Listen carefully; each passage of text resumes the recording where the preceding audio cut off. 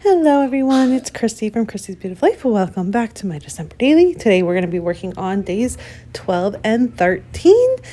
If you watched the video before, you would have known I was kind of debating where to go from day 12 and onward.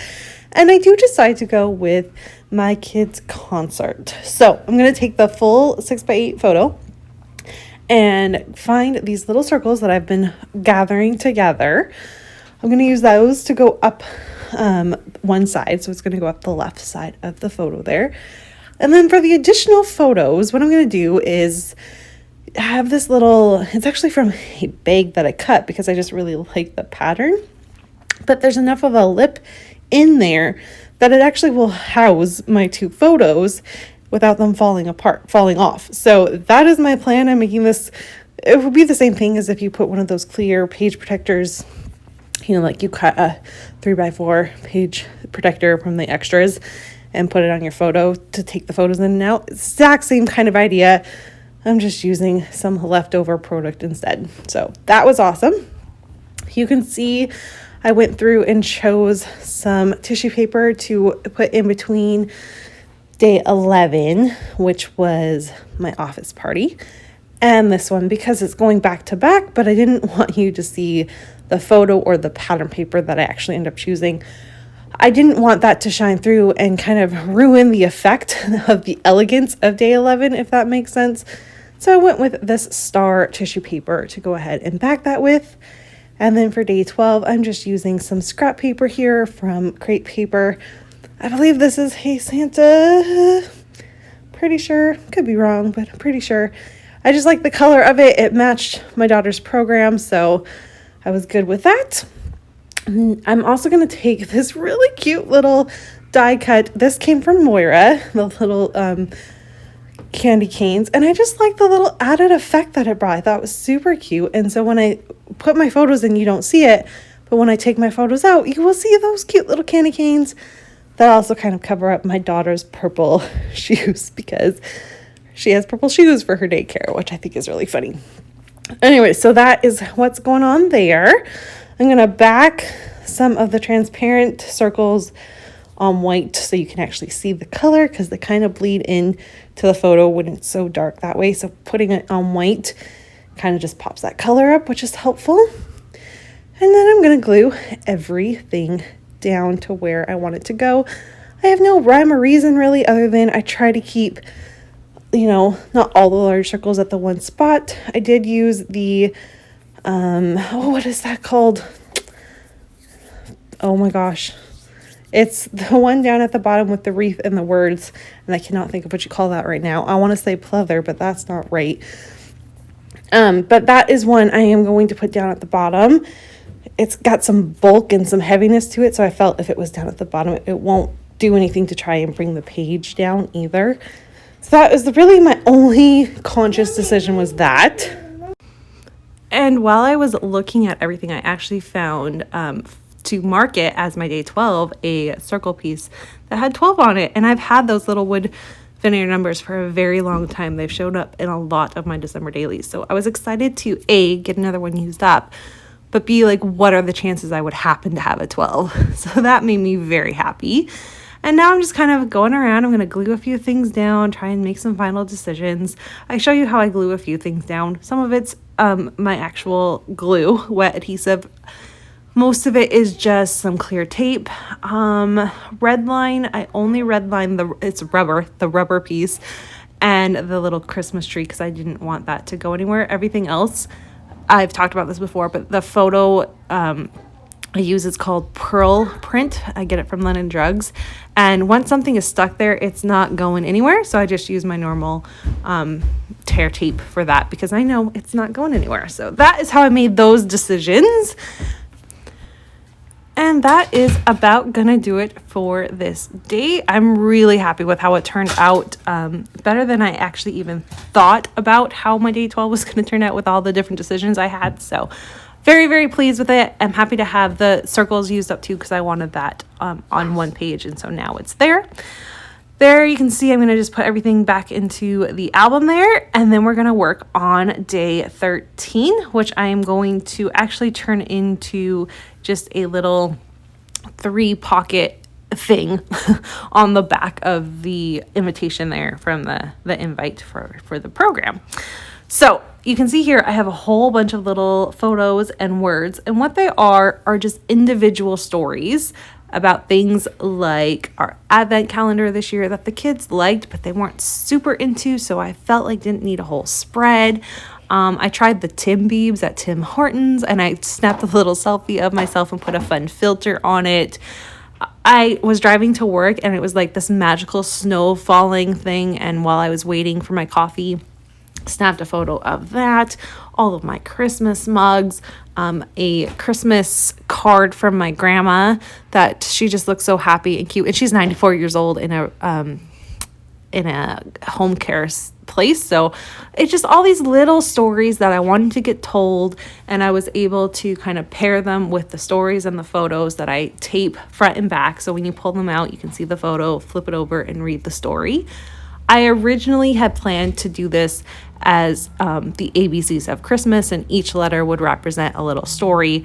I could not come up with all of it. My brain wasn't functioning in that way, and my plan for how I wanted to do it, which was very inspired by Crystal, who gave me the idea to begin with, it just wasn't working. And so this is how I'm going to make it work. It's not ABCs, just random stories. And I love this because now I can add more stories as the month goes on, and they have a place to go. So very excited about that. My plan here is to do a 3-pocket system. So you can see I was looking at all the pattern papers and what I wanted and about where I wanted everything to kind of fall in line. So I'm just going to use my pencil and draw the line there. I will add the adhesive to make this pocket. Obviously, I don't want to do stitching because I have the invite on the other side, so I can't do anything that's going to ruin the other side. It has to stay the way it is. I'm just going to use some tape, and I'm going to tape the bottom and the sides, and that creates the pocket. If you use red line adhesive, the sucker's not going to go anywhere. So, and then I made each little pocket have a slant, like a diagonal on it, so that it goes, it's like a Christmas tree if you think about it, and that kind of diagonal effect to it. And then for the background of the pattern paper, so it looks like it has a solid piece of pattern paper, even though it doesn't, because I didn't plan this out correctly the first time. And it reduced the bulk, so it's okay. But I'm just adding this really pretty yellow paper that says Merry and Bright. I really love this paper, so I just felt like together it all works. And I'm super happy with the effect that it gives. I'm able to fit all of my stories, and I really just like the look to it. So you're going to watch me kind of put it together, and how I talked about, I measured things out, put a little indent with my fingernail into the paper so I know where to cut it. The paper's a little bit longer than the invite. The invite isn't a full 6 inches wide, so I have to just be mindful of that. And so how I managed to do that is use the tape on the very bottom and one of the sides, figure that out, lay that down, and then add the tape to the other side to get it down and have it exactly where I need it to go. I will say there have been times, this is how I've always made pockets this way too when I'm not doing any stitching. There have been times where if you're not careful, and this is where if you use red line, it's fine. But if you don't, every once in a while your photos will get down into the tape, and then when you go to pull them up, they don't always pull up the easiest. So you just have to be mindful of what you're doing.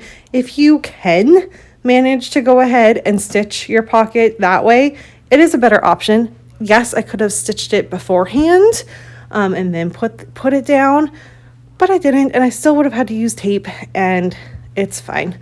I'm very happy with the way it works. I'm going to actually use a little bit of this gold. I'm not even sure what it is. It's really pretty though. And I'm going to go ahead and use that to kind of highlight the pockets. At the beginning, I'm just putting it at the very bottom of each one. But as time goes on, I'll recognize what I'm doing, and that's not the right option. I need to do it on all of it. So you're going to see that come up as well. So the next thing I have to do is actually cut all of these papers, these photos and stories down and tape them together. Pretty easy, pretty basic, but I did leave it in there so you can kind of get the idea of where I lay them out and how I do it. And then I have to decide where my number is going to go and if I'm going to add any embellishing. I wasn't sure where to take this. I am using, what is this paper? This is from the new Cocoa Vanilla line, the Joyful Collection. So I am going to look through the ephemera and see if I can make anything work. There is this really cute bunny you're going to see me try to add. And I tell you, I tried to add it a bunch of times, but it doesn't work. And then I wanted to see if there's anything I needed to add to the photos to kind of help, just kind of spruce them up without it being crazy. So flat stickers, I'm definitely looking at my flat stickers here to try to make that work. I decided for the photos, they're okay, but maybe some of the stories that were a little bit shorter and I had a little bit of extra stuff at the bottom, I'm going to just add a couple stickers down below. I think I added to 2 of them. So that's just a little something exciting. And then those little squares that are blank in there, I'm just going to show you. My plan is to write the date of when the story happened. That way it is in there. So when you pull it out, you kind of know and get the idea of where in the month the story actually belonged. So that's all I'm going to do to the photos and stories. I'm going to tuck everything back in and have a look for numbers and, like I said, embellishing. For the numbers themselves, I was really excited. I found the number 13 in a gold, and it was a nice kind of fat number, if that makes sense to you. They're rather large, but they're not skinny. So I was very pleased about that. I'm going to get that added in for my 13, and the gold matches the trim that I'm using. I'm very, very happy with that. You can see I'm trying to get that bunny in there. I really tried, but poor little bunny doesn't make it. But what I will end up doing is looking through everything, realizing nothing is going to work. And sometimes this is where you have to remember simplicity is sometimes best, especially with how much is going on in this. I know it's small, but there is right now I've got 3, 6, 7, 8 different stories going on in there with lots of different colors. It doesn't necessarily need extra embellishing on top of that. And so I'm trying to remind myself of that. Also, I have to be very careful with bulk right now because this is day 13 and my album is already it could be done and the thickness that it has. So I just have to be really mindful about what I'm doing and careful. And that's why I ended up deciding to just go with the idea of using the 13, like I said, going into my word phrases and finding just something simple to put over the 13. I try a few different things. You're going to kind of see that. You're also going to see me now realize that, hey, I need to add that trim to the diagonal too, so you can tell it's a pocket. Oh, all the fun things that we do sometimes. So I'm going to do that as well. But yeah, I'm going to look for some word phrases. I come up with a few different ones. I think I try, it's the most wonderful time of the year, which I really love the idea of, but it just was too thick. I wanted something a little bit thinner so you could actually tell that it was the number 13, a little bit clearer. And so in the end, I find this little red kind of banner thing that says Merry and Bright. And I'm just going to go with that and be happy with it. And that is going to finally do it for day 13. So here's a look at day 12 and day 13. Thank you for sticking with me through all of this. And I will be back again soon for some more. I'm not sure if it will be before Christmas, but I do have plans to get this finished before the end of the year, if not just after January. Thanks so much for watching, everyone. I'll leave the link to my Instagram down below if you're interested. Have a great day. Bye.